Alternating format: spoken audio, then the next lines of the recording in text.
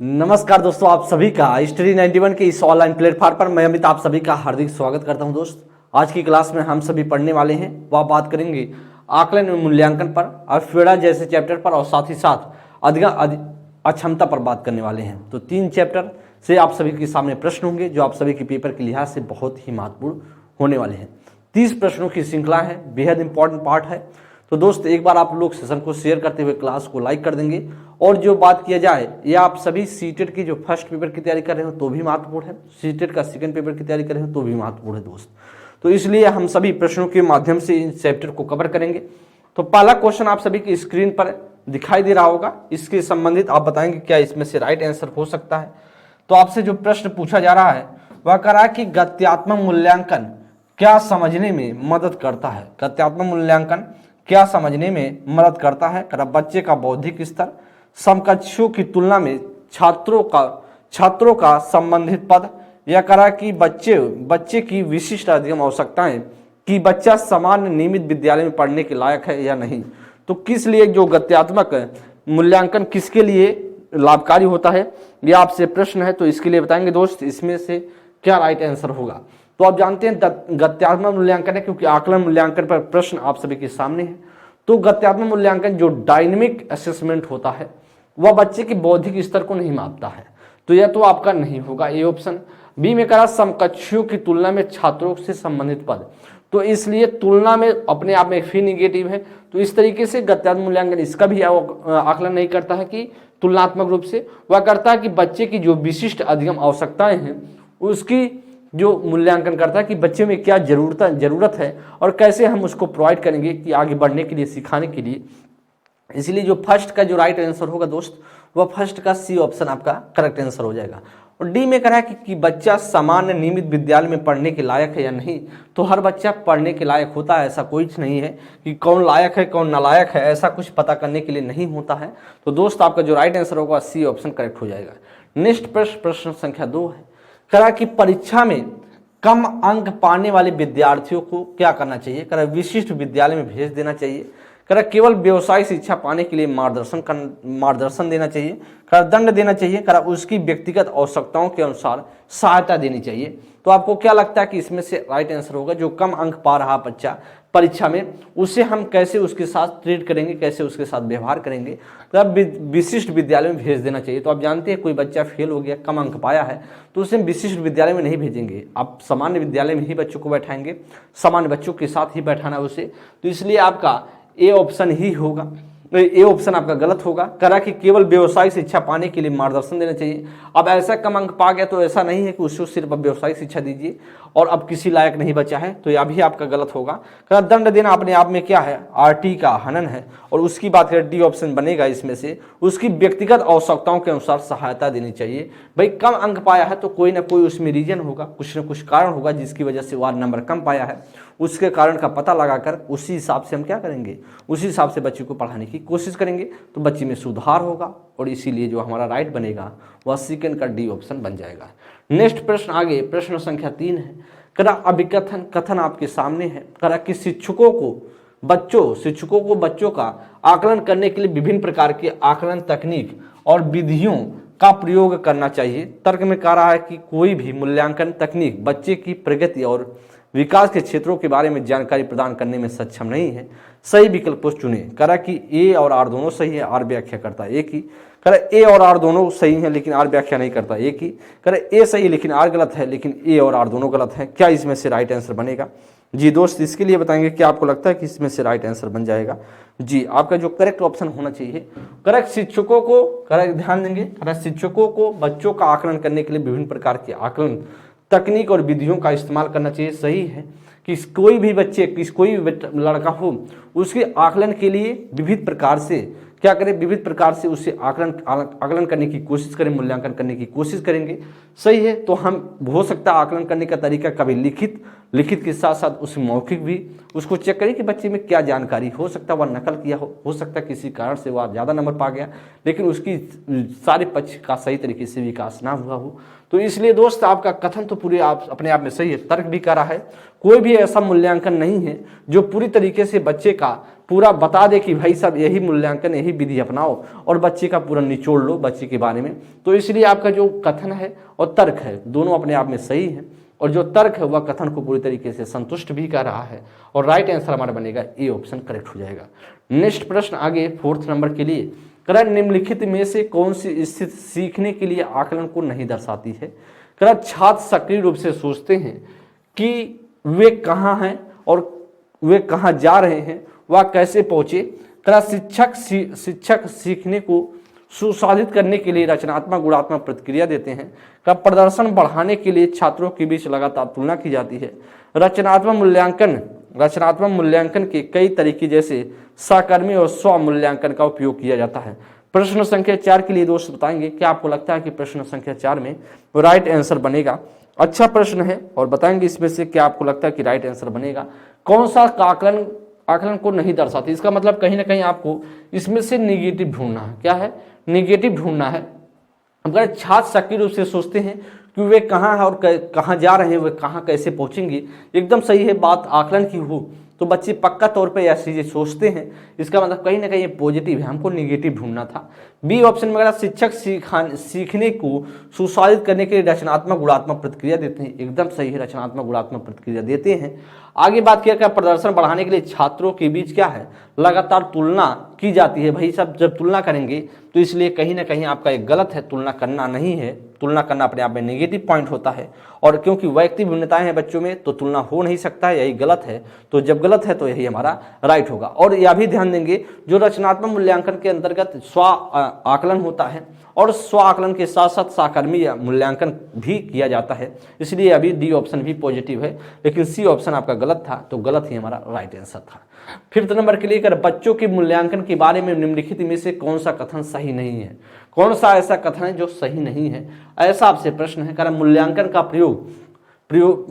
का प्रयोग सीखने को सुसाध्य करने के लिए किया जाना चाहिए तथा इसमें विविध तरीकों को शामिल करना चाहिए। फिर कह रहा मूल्यांकन हमेशा शिक्षण अधिगम से अलग गतिविधि के रूप में किया जाना चाहिए। कह रहा मूल्यांकन को शिक्षक को अपनी शिक्षा शास्त्रीय गतिविधियों पर मनन करने के लिए मौके देना चाहिए। कह रहा मूल्यांकन को संज्ञानात्मक शारीरिक व मनोवैज्ञानिक क्षेत्रों पर ध्यान केंद्रित करना चाहिए। तो आपको क्या लगता है कि 5th नंबर के लिए राइट आंसर बनेगा दोस्त? अच्छा प्रश्न है, कौन सा इसमें से गलत होगा? गलत ही आपको क्या करना है, ढूंढ लेना है। तो गलत कौन सा होगा इस प्रश्न को पढ़ेंगे और 5th नंबर के लिए दोस्त बताएंगे कि आपको लगता है कि कौन सा कथन इसमें से गलत हो सकता है। तो यहां पर ध्यान दें, कह रहा कि कौन सा कथन गलत है। मूल्यांकन का प्रयोग सीखने और सुसाध्य करने के लिए किया जाना चाहिए, सही है, यहां तक तो सही। इसमें विविध तरीकों को शामिल करना चाहिए। जो सीखने की बात किया जाए, जब किसी बच्चे को सिखाएं कुछ पढ़ाएं तो हम क्या करें, उसके सिखाने के लिए सुसाध्य किया जाना चाहिए। मूल्यांकन उसके लिए की जाती है। साथ ही साथ क्या किया जाता है, विविध तरीकों का शामिल किया जाता है मूल्यांकन के लिए। जब आप मूल्यांकन करते हो तो कई तरीके से बच्चे का इवेल्युएशन करते हो। एकदम फर्स्ट ऑप्शन आपका सही है, लेकिन आपसे पूछ रहा है गलत। बी में कह रहा मूल्यांकन हमेशा शिक्षण अधिगम से अलग गतिविधि में किया जाना चाहिए। तो आप जानते अलग गतिविधि में नहीं किया जाना चाहिए, आप जानते उसी का क्या है, हिस्सा है। मूल्यांकन क्या है, उसी का हिस्सा है। जब आप पढ़ा रहे हो तो बच्चे में पढ़ाते चले, सुधारते चले, सतत और व्यापक मूल्यांकन करते चले। इस बात की जाती है कि अलग कोई गतिविधि नहीं होती है। मूल्यांकन ऐसा नहीं होता कि कुछ अलग से चीज़ें होती हैं पढ़ाने के दौरान नहीं की जाती। तो वही उसी में एक क्या है, एक अभिन्न अंग है। जो सिखाया जा रहा है वही उसी का एक अभिन्न अंग कौन सा है, मूल्यांकन है। और यही पार्ट गलत था तो गलत ही हमारा राइट हो जाएगा। सी ऑप्शन में करा कि मूल्यांकन को शिक्षक को अपनी शिक्षा शास्त्रीय गतिविधियों पर मनन करने के लिए मौके देते हैं, एकदम सही है। जो मूल्यांकन आप करते हैं, मूल्यांकन जब आप बच्चों को करते हैं तो आपको कहीं बच्चा फेल हो रहा है तो कहीं ना कहीं शिक्षक अपनी बातों को सोचता है कि बच्चा हमने किस प्रकार के हम कैसे पढ़ाएं कि बच्चा पास हो जाए, बच्चा अच्छा स्कोर करे। क्योंकि बच्चा अगर फेल हुआ तो कहीं ना कहीं शिक्षक की उसमें गलती है, क्योंकि शिक्षक सही तरीके से समझा नहीं पाया। इसलिए दोस्त यह भी सी ऑप्शन भी सही है, डी ऑप्शन भी सही है, लेकिन गलत था हमारा बी और गलत था तो इसलिए हमारा राइट आंसर होगा। 6 नंबर के लिए करा सीखने की आकलन, सीखने के आकलन के बजाय सीखने के लिए आकलन सुनिश्चित करने के लिए एक शिक्षक को करना चाहिए कि शिक्षार्थियों की केवल संज्ञानात्मक क्षमताओं पर ध्यान करें, केंद्रित करें। कर शिक्षण अधिगम की दैनिक प्रक्रिया में आकलन को शामिल करें। कर सीधे निर्देश की विधि द्वारा ही शिक्षण करें। या कर प्रतिस्पर्धा की भावना को बढ़ावा देने के लिए बच्चों के बीच तुलना पर जोर दें। तो दोस्त इसमें से आपको क्या लगता है कि बन सकता है राइट आंसर? तो कौन सा इसमें से आकलन की बात करें, जो सीखने के आकलन की बात करें और सीखने के लिए आकलन की बात करें। सीखने का आकलन कब होता है? जब आप सिखा दी उसके बाद होता है, और सीखने के लिए आकलन कब होता है? पहले होता है। भाई मूल्यांकन पहले किया जाता है, आकलन पहले किया जाता है। तो कह रहा शिक्षार्थियों को केवल संज्ञानात्मक क्षमता पर ध्यान देना। तो जान दोस्त आपका इसमें से बनेगा, सिर्फ आप ध्यान देंगे, सिर्फ हम जो आकलन करते हैं उस बच्चे के संज्ञानात्मक क्षेत्र पर नहीं करते हैं। मूल्यांकन जो किया जाता है, आकलन किया जाता है बच्चे के संज्ञानात्मक, भावात्मक, मनोगत्यात्मक तीनों पक्ष पर किया जाता है। इसमें लिखा है केवल संज्ञानात्मक, तो केवल संज्ञानात्मक पक्ष की हम सिर्फ मूल्यांकन नहीं करते हैं, सभी पक्ष का करते हैं। शिक्षण अधिगम की दैनिक प्रक्रिया के आकलन को शामिल करें, एकदम सही है। जो आकलन हो वह बच्चे की जो दैनिक प्रक्रिया है उसमें क्या करें, आकलन को सम्मिलित करेंगे, और यही इसीलिए हमारा क्या होगा, ये राइट है, और राइट ही हमारा क्या होगा, ऑप्शन संख्या बी राइट हो जाएगा। सीधे निर्देश की विधि द्वारा ही शिक्षण को करें, द्वारा ही शिक्षण को करें। तो निर्देश आप कहीं बच्चे को देना नहीं, क्योंकि निर्देश दिए तो बच्चे को आप पढ़ाने गए हैं, आप बच्चे बाल केंद्रित शिक्षा निर्देश दे नहीं सकते हैं, और इसीलिए दोस्त यह भी क्या है, अपने आप में सी ऑप्शन गलत है। डी में करा प्रतिस्पर्धा की भावना, जैसे प्रतिस्पर्धा शब्द आएगा अपने आप में निगेटिव पॉइंट है, क्योंकि प्रतिस्पर्धा से बच्चे में ईर्ष्या उत्पन्न होगी, और इसीलिए तुरंत अपने आप में यह ऑप्शन गलत हो जाएगा। तो करेक्ट ऑप्शन 6 का बी ऑप्शन। नेक्स्ट प्रश्न 7 नंबर के लिए करा एक बाल केंद्रित कक्षा में मूल्यांकन क्या मतलब है? करा कुछ सामयिक परीक्षाओं द्वारा किया जाता है, कल लिखित वस्तुनिष्ठ परीक्षाओं द्वारा किया जाता है, करा बिल्कुल नहीं किया जाता, कुछ सीखने की प्रक्रिया का अभिन्न अंग माना जाता है। तो आप जानते हैं दोस्त, मूल्यांकन की बात करें बाल केंद्रित शिक्षा में, मूल्यांकन का क्या मतलब मैंने आपको बता दूं। मूल्यांकन का उद्देश्य है कि उसका एक अभिन्न अंग है, उससे अलग होता नहीं है, साथ ही साथ उसकी एक प्रक्रिया है, सीखने की एक क्या है, सीखने की प्रक्रिया का एक अभिन्न अंग माना जाता है, कौन, मूल्यांकन। और इसीलिए दोस्त आपका जो राइट आंसर होगा, क्योंकि डी ऑप्शन आपका बन जाएगा। बाल केंद्रित कक्षा में मूल्यांकन का क्या मतलब है, वह मूल्यांकन का मतलब है दोस्त उसका क्या है, एक अभिन्न अंग है सीखने की प्रक्रिया का। तो आप जानते हैं वस्तुनिष्ठ, लिखित वस्तुनिष्ठ का कोई मतलब नहीं है, परीक्षाओं से मूल्यांकन का तात्पर्य है नहीं, बिल्कुल नहीं किया जाता, मूल्यांकन जरूरी है किया जाना। कुछ सामयिक परीक्षाओं द्वारा किया जाता है मूल्यांकन, कुछ परीक्षा टेस्ट पर नहीं होता है मूल्यांकन। जब कोई चीज़ आप सिखा रहे हो, कोई भी चीज़ सिखा रहे हो, उसी का एक अभिन्न अंग माना जाता है, उसी की प्रक्रिया का एक अभिन्न अंग माना जाता है, और 7 का डी ऑप्शन करेक्ट हो जाएगा। प्रश्न संख्या 8 है, कर मूल्यांकन का उद्देश्य क्या है? भाई मूल्यांकन का उद्देश्य क्या है, ऐसा आपसे प्रश्न है। करा अधिगमकर्ताओं में असफलता का डर पैदा करना, का प्रदर्शन के लिए बच्चों को शर्मिंदा करना, अधिगमकर्ताओं के प्रदर्शन की एक दूसरे से तुलना करना, अधिगमकर्ताओं को सीखने की प्रक्रिया में मदद करने के तरीके खोजना। तो मूल्यांकन का उद्देश्य क्या है, कह रहा कि क्या पर्पज है, किसका, असेसमेंट है। The purpose of assessment is to, क्या होगा मूल्यांकन का उद्देश्य। तो आप जानते हैं मूल्यांकन का उद्देश्य नहीं होता कि अधिगमकर्ता को, जो लर्नर है, जो विद्यार्थी है, उसे हम उसमें डर पैदा कर दें असफलता के प्रति। कहीं बेटा देखो मूल्यांकन होगा, कहीं फेल हो गए तो बहुत बड़ी कांड हो जाएगा, बहुत बड़ा दिक्कत हो जाएगा, ऐसा करोगे तो बच्चा अपने आप में हतोत्साहित हो जाएगा, पास होते होते भी फेल हो जाएगा, और आपकी वजह से फेल होगा, अपनी वजह से नहीं फेल होगा, क्योंकि आप डरवा दिए बच्चे को। अब क्या प्रदर्शन के लिए बच्चों को शर्मिंदा करना, करे भाई प्रदर्शन सही तरीके से नहीं कर पाया तो बच्चे को हम शर्मिंदा करेंगे, कहेंगे भाई एकदम भ्रष्ट है, कोई मतलब नहीं पढ़ने, छोड़ो हटाओ मत पढ़ो। तो ऐसा करेंगे तो बच्चा क्या करेगा, कहाँ आगे बढ़ सकता है, तो आप उसको बर्बाद कर रहे हैं। इसलिए दोस्त आप बी ऑप्शन भी नहीं बनेगा। कर अधिगमकर्ताओं के प्रदर्शन का एक दूसरे से तुलना करना, तो आप जानते हैं तुलना किसी अपने आप में क्या है, नेगेटिव पॉइंट है, तुलना करना ही नहीं है। और बात किया डी ऑप्शन अपने आप में राइट आंसर होगा। क्यों, क्योंकि अधिगमकर्ताओं को सीखने की प्रक्रिया में मदद करने के तरीके खोजना, कि हम कैसे हम बच्चे का हेल्प कर सकते हैं, जो लर्नर है, सीखने की जो प्रक्रिया में हम कैसे मदद करें कि बच्चा बेहतर कर पाए, इसीलिए मूल्यांकन किया जाता है। क्योंकि बच्चे में जो दिक्कतें हैं उसको पता चलेगा मूल्यांकन के दौरान, और उसको हम सुधारने का प्रयास करेंगे। इसलिए आपका जो 8 का बनेगा D option is the right answer. Next प्रश्न 9 नंबर के लिए दोस्त, करा कि बच्चों का या के मूल्यांकन का मतलब क्या है, केवल व्यक्तिगत विद्यार्थियों के मूल्यांकन के सबूत प्रदान करने के लिए किया जाना चाहिए, का उद्देश्य बच्चों की तुलना करके उन्हें तदनुसार नामांकित करना होना चाहिए। निष्पक्ष पेपर पेंसिल परीक्षा द्वारा केवल साल के अंत में किया जाना चाहिए। गतिक होना चाहिए उन कौशलों की पहचान करने के लिए जो बच्चे में मौजूद और सीखने की व कौशल की उसमें क्षमता है। तो बेहतरीन प्रश्न है, इसमें तो आप गलती करेंगे नहीं क्योंकि अच्छा प्रश्न है। क्या इसमें से राइट होगा? बहुत अच्छा है, बेहतरीन प्रश्न है। देखते ही आपको राइट हो गया होगा कि इसमें से क्या राइट आंसर हो सकता है। कर व्यक्तिगत विद्यार्थियों के मूल्यांकन, तो सिर्फ केवल हम व्यक्तिगत विद्यार्थियों को मूल्यांकन के सबूत ढूंढते हैं क्या? मूल्यांकन क्या उद्देश्य होता है? केवल व्यक्तिगत रूप से तो नहीं। तो दोस्त केवल व्यक्तिगत रूप से नहीं, सामूहिक रूप से भी किया जा सकता है। क्रक का उद्देश्य बच्चों की तुलना करके, तो आप जानते हैं तुलना करना है नहीं, तो तुलना जैसे शब्द है अपने आप में गलत हो गया, सोचने समझने की कोई जरूरत ही नहीं है। निष्पक्ष पेपर पेंसिल द्वारा केवल साल के अंत में किया जाना चाहिए, तो हमने बताया कि सिर्फ मूल्यांकन का मतलब नहीं, कॉपी कलम उठाइए और पेपर में लिख दीजिए कि बच्चा पास है। उसके सारे पक्षों का अगर विकास हो रहा है, भावात्मक, गत्यात्मक और साथ ही साथ उसके बच्चे के संज्ञान, तो तब हम मानेंगे बच्चा सही तरीके से विकास हुआ है। पेपर पेंसिल लेंगे सिर्फ संज्ञान का विकास हो पाएगा, अदरवाइज और कुछ ही का विकास आपको पता ही नहीं चलेगा। डी अपने आप में राइट है और डी ऑप्शन करेक्ट होगा, क्योंकि गतिक होना चाहिए, ठीक है। उन कौशलों की पहचान करने के लिए जो बच्चे में मौजूद है और सीखने की क्या बात करें, सीखने की वह कौशल उसमें क्षमता, उसमें क्या क्षमता है, जिनकी क्षमता है उसकी हम पता लगाने के लिए बच्चों का मूल्यांकन करते हैं, और इसीलिए दोस्त आपका 9th का डी ऑप्शन करेक्ट हो जाएगा। प्रश्न संख्या 10 है, बेहतरीन प्रश्न है। तो बच्चों के सीखने के आकलन के लिए एक शिक्षिका को किन तरीकों का इस्तेमाल करना चाहिए? क्लास में दी गई अंतःक्रिया, या करा परियोजना, पोर्टफोलियो, आत्म आकलन। तो करा कि ए ऑप्शन में करा सेकंड और थर्ड, बी ऑप्शन में करा सेकंड, थर्ड और फोर्थ, सी ऑप्शन में करा फर्स्ट, सेकंड, थर्ड और फोर्थ, डी में करा फर्स्ट, सेकंड और थर्ड। तो अब जानते हैं दोस्त, जो तरीके का इस्तेमाल करना चाहिए वह तो इस्तेमाल करना चाहिए। सबसे बड़ी बात है कि इस कक्षा में दी गई अंतःक्रिया अपने आप में सही है। परियोजना भी, प्रोजेक्ट से भी बच्चों का क्या करना चाहिए, तरीकों के या भी सीखने का आकलन की बात करता है। पोर्टफोलियो भी आपका रिकॉर्ड बताता है कि आपने क्या सीखा।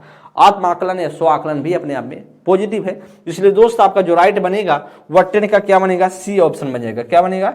10 का सी ऑप्शन बनेगा। अगर बच्चे के सीखने के आकलन के लिए एक शिक्षिका को किन तरीकों का इस्तेमाल करना चाहिए, सभी तरीकों का, अंतःक्रिया को भी देखना चाहिए, साथ ही साथ परियोजना, साथ ही साथ पोर्टफोलियो कि बच्चे में रिकॉर्ड क्या, बच्चा क्या दिन प्रतिदिन सीख रहा है, उसका भी हम क्या करें, समाहित करेंगे। आत्म आकलन भी समाहित करेंगे और पूरी तरीके से आपका जो राइट बनेगा वह सी ऑप्शन बन जाएगा। नेक्स्ट प्रश्न संख्या 11 है।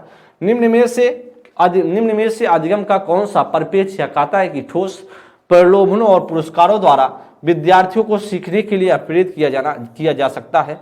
मानवतावादी, व्यवहारात्मक या ज्ञानात्मक या सामाजिक सांस्कृतिक? कौन सा ऐसा परिप्रेक्ष्य? देखिए आप सभी के सामने जो प्रश्न है वह अब अधिगम चैप्टर से क्वेश्चन है। किस चैप्टर से? तो या अव्यड़ा चैप्टर से होगा दोस्त जी। अव्यड़ा चैप्टर से आपसे प्रश्न है और अव्यड़ा चैप्टर के बारे में आपसे बेहतरीन तरीके से देखिए। तो कह रहा कि पहला जो कह रहा कि कौन सा ऐसा मानता है, कौन सा ऐसा परिप्रेक्ष्य मानता है कि जो हम सीखते हैं वह प्रलोभन और लालच की वजह से सीखते हैं, किससे हम मोटिवेट होते हैं, वह मानता है कि भाई हम प्रलोभन लालच की वजह से सीखते हैं। वह कहता है व्यवहारवाद। और आपका ऑप्शन होगा बी, क्योंकि व्यवहारवाद के जनक वाटसन बोले जाते हैं। वाटसन ने सबसे पहले उद्दीपक अनुक्रिया की बात की थी। उन्होंने कहा कि आपकी स्टिमुलस, आपका जो उद्दीपक है वह वातावरण में मौजूद है और उसी के हिसाब से हम अनुक्रिया करते हैं, उसी के हिसाब से रिस्पॉन्स करते हैं। और इसी बात की बात करें तो जब जितने भी व्यवहारवादी के मनोवैज्ञानिक आए, जैसे थॉर्नडाइक आ गए, स्किनर आ गए, ये सभी भी उसी पर जोर देते थे। और इसीलिए दोस्त आपका बी ऑप्शन करेक्ट हो जाएगा। 11 का बी ऑप्शन करेक्ट होगा। नेक्स्ट प्रश्न 12 नंबर के लिए, तो यह आपके सामने सेकंड नंबर अव्यड़ा चैप्टर से निम्न में से कौन सा बाय अव्यड़ा का उदाहरण नहीं है? कौन सा उदाहरण नहीं है बाय अव्यड़ा का? सजा से बचना, रुचि, इनाम, असफलता। तो कौन सा बाय अव्यड़ा? तो बाय अव्यड़ा का मतलब है तो कहीं ना कहीं आपको इंटरनल वाला खोजना है, क्योंकि बाय वाला जो आपसे कौन सा बाय वाला नहीं होगा ऐसा आपसे प्रश्न पूछ रहा है। तो दोस्त आप जानते हैं निम्न में से कौन सा बाय अव्यड़ा का उदाहरण नहीं होगा? तो आप जानते हैं कि रुचि क्या है, एक आंतरिक अव्यड़ा है, आंतरिक है, और इसीलिए आपका बी ऑप्शन बनेगा। सजा से बचना, कहीं ना कहीं डर की वजह से आप मोटिवेट हो रहे हो।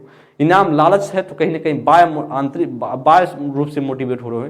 असफलता का डर, तो कहीं ना कहीं आपको असफलता का डर लगा है, इस वजह से आप सीख रहे हो। तो कहीं ना कहीं आपका जो राइट बनेगा वह बी ऑप्शन बनेगा। या बी ऑप्शन की बात करें तो आपका इंटरनल मोटिवेशन की पार्ट है और इसीलिए आपका बी इंटरेस्ट आपका राइट आंसर होगा। नेक्स्ट प्रश्न 13 नंबर के लिए, निम्नलिखित में से कौन सा आंतरिक अवहेड़ा का उदाहरण है? कर रुचि के कारण एक नई भाषा, रुचि के कारण एक नई भाषा क्या करना? सीखना।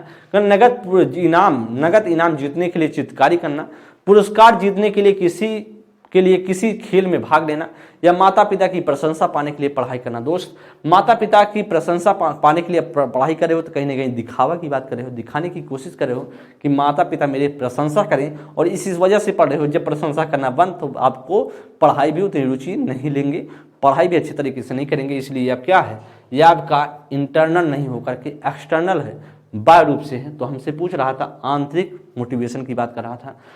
पुरस्कार जीतने के लिए बात कर रहे हैं, पुरस्कार अपने आप में क्या है? पुरस्कार आपका रिवार्ड क्या अपने आप में? यह आपका बाय है और यह भी नहीं होगा, आंतरिक हमें ढूंढना है। कर नगद इनाम की बात करें, नगद इनाम भी अपने आप में क्या है? बाय है, यह भी दोस्त गलत होगा। तो आपका राइट आंसर बनेगा हुआ ए ऑप्शन, रुचि के कारण। आप इंटरेस्ट पैदा रहेगी तो नई भाषा अपने आप से आप सीख जाएंगे। और क्यों होगा? क्योंकि जब आंतरिक रूप से मोटिवेट रहेंगे तभी हो सकता है। तो 13 का आपका ए ऑप्शन बनेगा।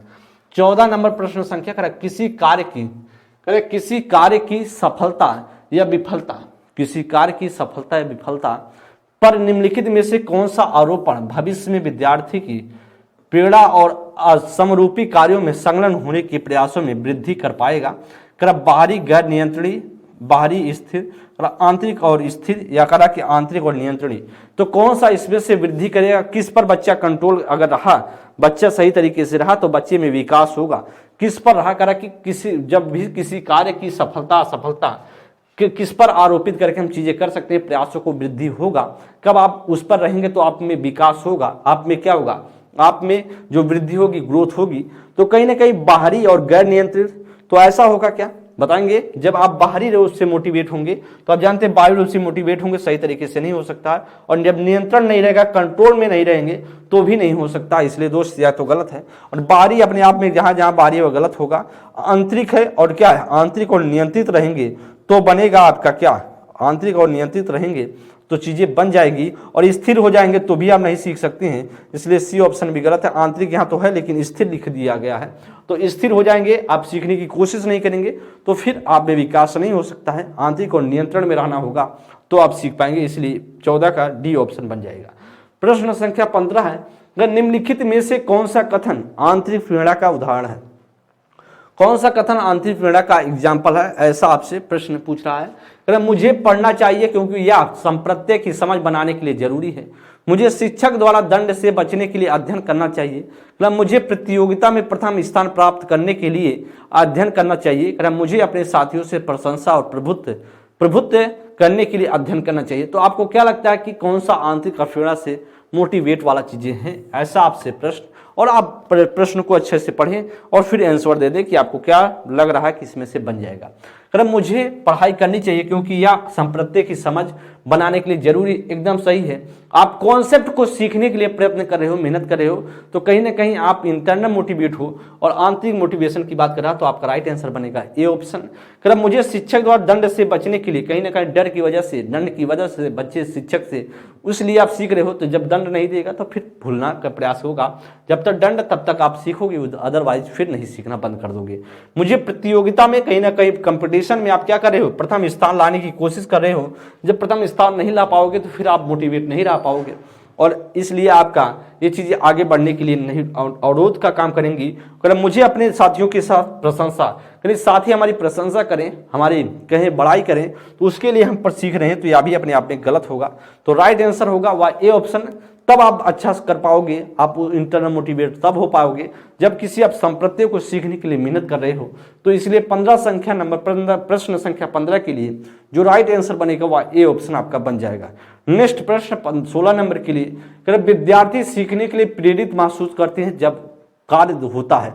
कैसा कार्य होता है जब वो आप प्रेरित महसूस करते हैं, मोटिवेट अपने आप को लगता है कि भाई मोटिवेटेड हैं, तो कब करता है? अमूर्त और अत्यधिक जटिल, मूर्त और अत्यधिक जटिल, उनकी वास्तविक दुनिया से जुड़ा हो, अप्रासंगिक होकर बिल्कुल भी चुनौतीपूर्ण नहीं हो, भाई साहब, जब आप बेहतर तब सीखोगे, आप प्रेरित तब होगे जब आपके दुनिया से, आपके पूर्व ज्ञान से होकर सिखाया जाए या आपके वास्तविक दुनिया से जुड़ी हो चीज़ें, तो आपको अच्छा लगेगा और अच्छे से सीखोगे।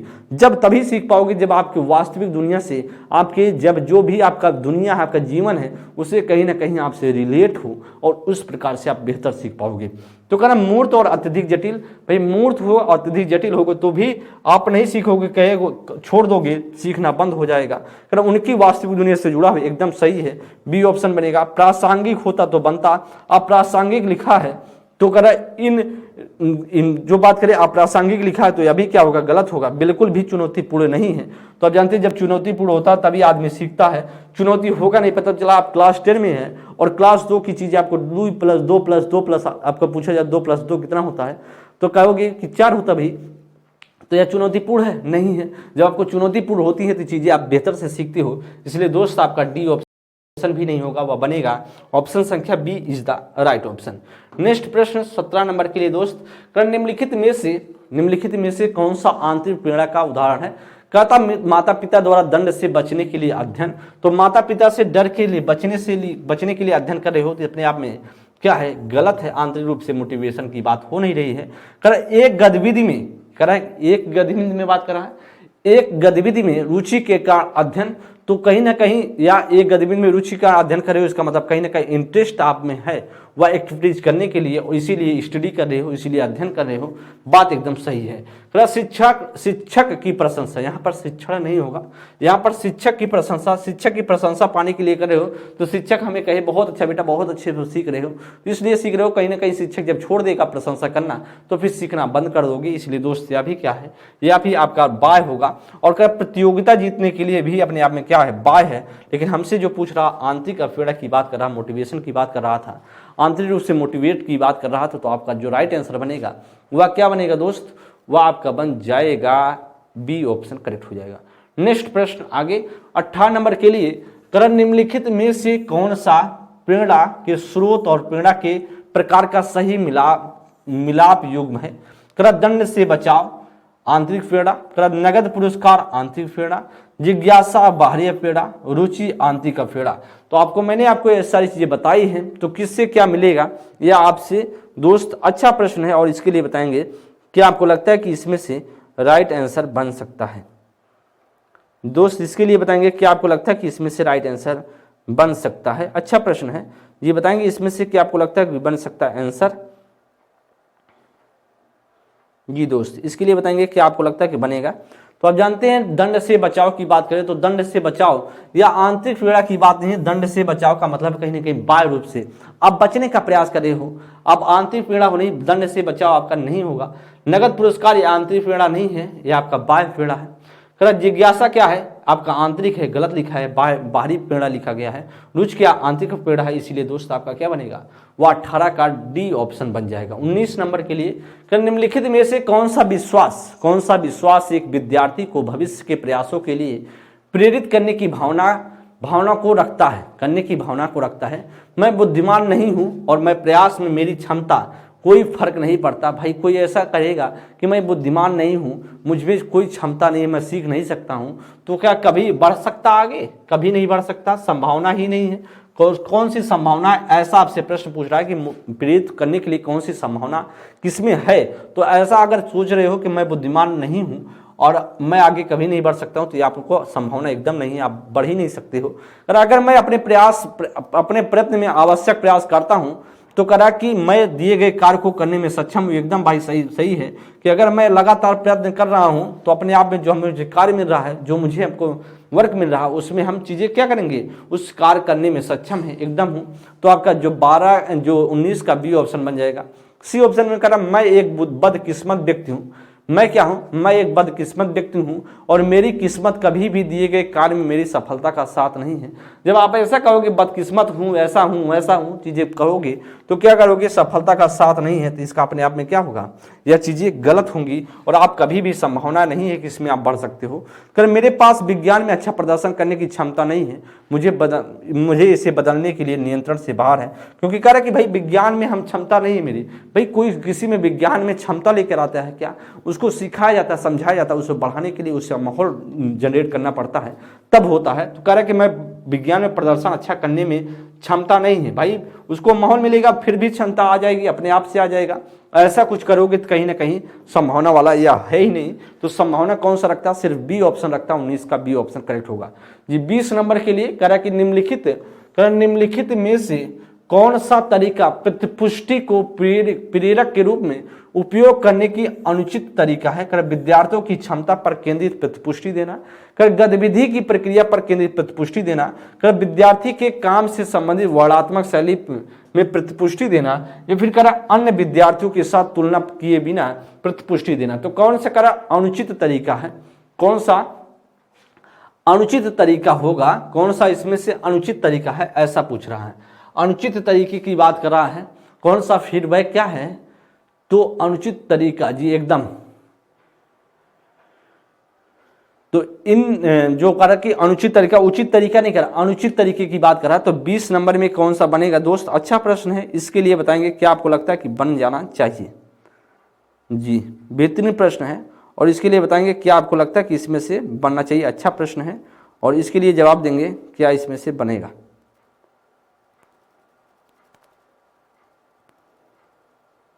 जी दोस्त, इसके लिए बताएंगे क्या इसमें से राइट आंसर बन सकता है। तो आपसे जो पूछा जा रहा है उसमें ध्यान देंगे। तो करा कि विद्यार्थियों की क्षमता पर केंद्रित प्रतिपुष्टि, करा कि विद्यार्थियों के काम से संबंधित वर्णनात्मक शैलियों की प्रतिपुष्टि देना, अन्य विद्यार्थियों के साथ तुलना किए बिना प्रतिपुष्टि देना। तो साथ तुलना किए बिना प्रतिपुष्टि देना, तो करा कि अनुचित की बात कर रहा, तो एकदम सही है या तो उचित है। अन्य विद्यार्थियों के साथ तुलना किए बिना क्या है? तुलना किए बिना हम प्रतिपुष्टि देंगे, सही है। मतलब कहीं ना कहीं अनुचित का मतलब है गलत पूछ रहा है, इतना समझिए। उचित नहीं, अनुचित तरीका मतलब गलत है। तो गलत कौन सा होगा? विद्यार्थियों की क्षमता पर केंद्रित प्रतिपुष्टि। विद्यार्थी की क्षमता पर हम प्रतिपुष्टि नहीं देते हैं, विद्यार्थी की गतिविधि पर देते हैं। बच्चा कितना सीख रहा है उसके हिसाब से हम फीडबैक देंगे, ना कि विद्यार्थी की क्षमता। विद्यार्थी की क्षमता बहुत कुछ हो सकती है, उसकी बात नहीं करेंगे। उसकी क्षमता के हिसाब से हम केंद्रित करके प्रतिपुष्टि नहीं देते हैं। बच्चा क्या कर सकता है उसके हिसाब से। इसका मतलब कहीं ना कहीं पॉजिटिव है बी ऑप्शन। विद्यार्थियों के काम से संबंधित वर्णनात्मक शैलियों की प्रतिपुष्टि देना एकदम सही है। लेकिन या तुलना आप कर नहीं रहा है इसमें, कर अन्य विद्यार्थियों के साथ तुलना किए बिना प्रतिपुष्टि देना सही है, ऐसा प्रतिपुष्टि दोगे। लेकिन जो गलत है वही हमारा क्या होगा? राइट होगा, क्योंकि यही गलत है। विद्यार्थी की क्षमता पर हम केंद्रित प्रतिपुष्टि नहीं देते हैं, विद्यार्थी की गतिविधि की प्रक्रिया के पर केंद्रित होकर प्रतिपुष्टि देते हैं, और गलत है ए ऑप्शन। तो गलत है, तो वही हमारा राइट आंसर होगा। दोस्त नेक्स्ट प्रश्न आपके सामने अब अधिगम अक्षमता से प्रश्न आने वाला है। तो 10 प्रश्न आपके सामने जो थे वह थे दोस्त अल्फबेटा के। उसके पहले बात किया जाए तो आप सभी के सामने जो रखे गए थे वह रखा गया था आकलन मूल्यांकन के। अब आपके सामने होंगे अधिगम अक्षमता। तो उसके 10 प्रश्न हर क्वेश्चन को देखेंगे और फिर बताने का प्रयास करेंगे।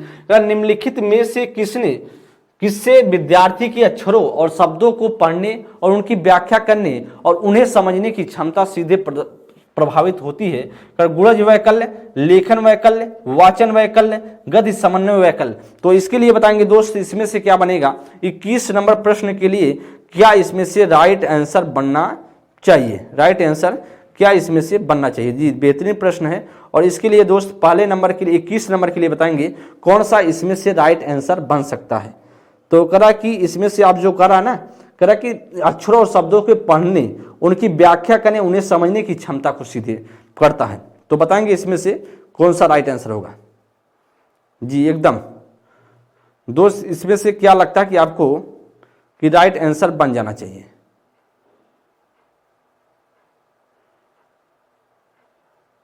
इसमें से कौन सा आंसर लगेगा, कौन सा इसमें से आंसर है वह बताएंगे आपका।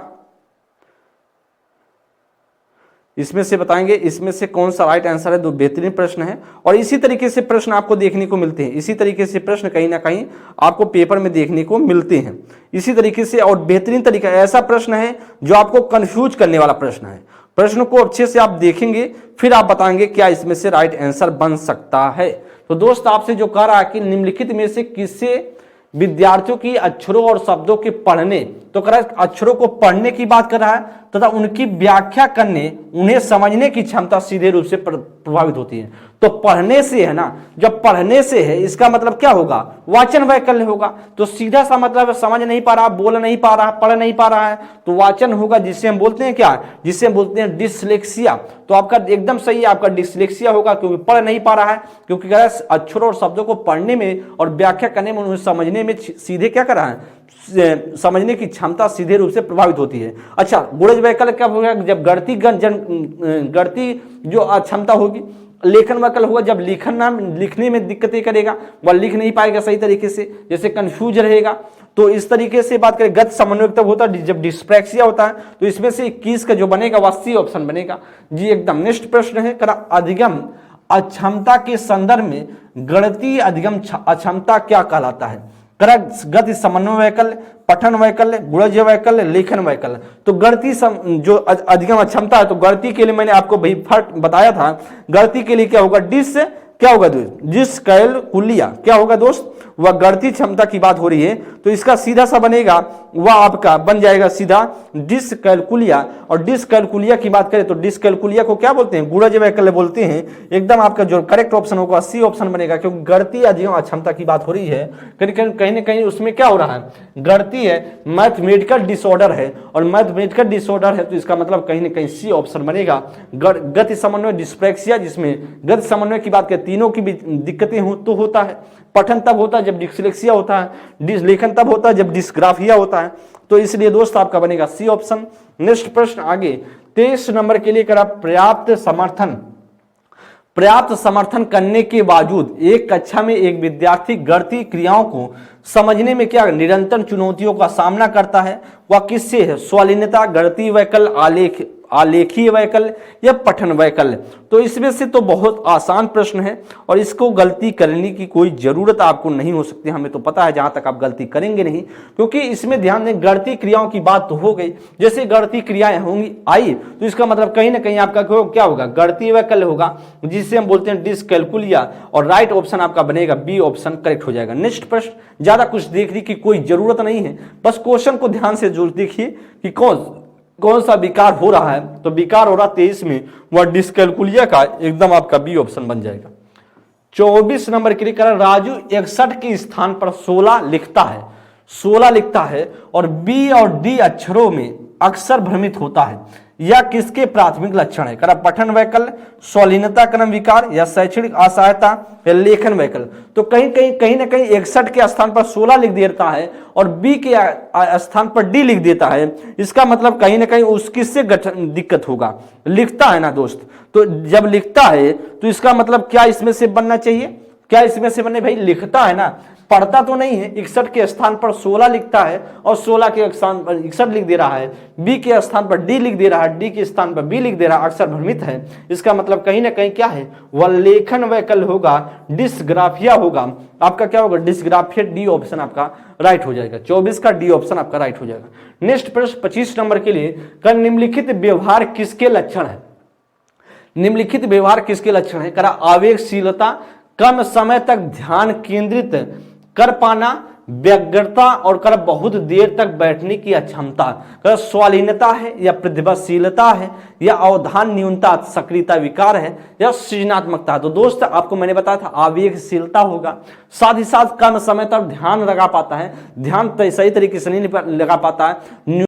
न्यूनता असक्रियता की बात करें, जिसे हम बोलते हैं अवधान न्यूनता, सक्रियता है, उसमें बच्चे में सक्रिय नहीं है और बहुत देर तक ध्यान नहीं लगा पाता है, बहुत देर तक बैठ नहीं पाता, अपने आप में कंट्रोल पावर कम है। इसलिए दोस्त क्या होगा, अवधान न्यूनता, असक्रियता विकार होगा। एकदम ऑप्शन संख्या आपका 25 का जो राइट आंसर बनेगा वह 25 का सी ऑप्शन बन जाएगा, एकदम राइट आंसर है। नेक्स्ट प्रश्न 26 नंबर के लिए पढ़ेंगे कि राजन अपनी ही दुनिया में हमेशा खोया हुआ प्रतीत होता है। राजन अपने आप में खोया, इसका मतलब कहीं ना कहीं स्वालीनता की तरफ जा रहा। बात ज्यादा सोचिए मत, कर कि वह दूसरे लोगों से नेत्र संपर्क नहीं कर सकता, नेत्र संपर्क, आई कांटेक्ट सही तरीके से नहीं कर पा रहा, आंखों में आग डाल के बातें नहीं कर पा रहा, शिक्षक शिक्षार्थी के सामने या फिर बात करें किसी के सामने बैठकर अपनी बातों को सही तरीके से नहीं कह पा रहा है। कहीं ना कहीं वह अपने दुनिया में खोया रहता है, मस्त रहता है, जो भी है चलिए मस्त है एकदम। साथ ही साथ बात करें वह नेत्र संपर्क भी नहीं बना पाता है और सारा दिन क्या होता है एक पंख के साथ अकेले खेलता रहता है, एक पंख लेकर के अपने आप में मस्त रहता है, कोई दिक्कत नहीं है। राजन का यह व्यवहार निम्न में से किस ओर संकेत देता है? मांसपेशी दुर्विकार या स्वलीन क्रम विकार या फिर आपका होगा गुड़ज वैकल्य या फिर आप गत समन्वय। तो आपका गत समन्वय होगा नहीं, डिस्प्रेक्सिया की कोई बात नहीं है, डिसकैलकुलिया की कोई बात नहीं है। इसमें आपका बनेगा स्वलीनता, जिसे ऑटिज्म बोला जाता है। ऑटिज्म डिसऑर्डर इसे बच्चे में है। जो आपका ऑटिज्म स्पेक्ट्रम डिसऑर्डर है उसे क्या है? स्वलीन विकार क्रम विकार है। और आपका जो राइट आंसर बनेगा वह बी ऑप्शन बन जाएगा। क्योंकि मैंने आपको बताया कि आपके विद्यालय में आपकी क्लास में ऐसा बच्चा रहा होगा कि कोने में आकर बेचारा एकदम शांति से बैठ जाता रहा होगा, एक कॉपी या कुछ भी निकाल कर बैठकर शांति से किसी से नहीं बोलता था। ऐसे बच्चे क्या कहलाते हैं? वह स्वलीनता वाले बच्चे कहलाते हैं। और 26 का जो बनेगा वह बी ऑप्शन बन जाएगा। 27 नंबर के लिए कर पठन में क्या हो रही है? पठन में कठिनाई जैसी, पठन में क्या हो रही है? पठन में दोस्त बात करा कर कठिनाइयां जैसी कि अक्षरों का दर्पण, पठन में कठिनाइयां जैसी कि अक्षरों में दर्पण, छवि भ्रम और उत्क्रमण निम्न में से किसके अभिलक्षण है? कर अवधान न्यूनता, असक्रियता विकार, कर गुणज वैकल्य, वाचन वैकल्य या स्वलीनता। तो आपको क्या लगता है पठन में कठिनाइयां हो? ये सारी चीजें आपसे पूछा जा रहा है, क्या इसमें से दोस्त बन सकता है? अच्छा प्रश्न है यार। 27 नंबर के लिए दोस्त बताएंगे कि क्या इसमें से बनेगा। एकदम बेहतरीन प्रश्न है और इसके लिए दोस्त बता सकते हैं कि आपको क्या लगता है कि किसका अभिलक्षण है। मतलब कहीं ना कहीं पठन में कठिनाइयां हो रही है, अक्षरों का दर्पण ये सही तरीके से नहीं कर पा रहा है। तो एकदम बताएंगे क्या इसमें से राइट आंसर बन सकता है दोस्त। भाई पठन में कठिनाइयां है तो सीधा सा मतलब है, ज्यादा कुछ सोचना तो है नहीं।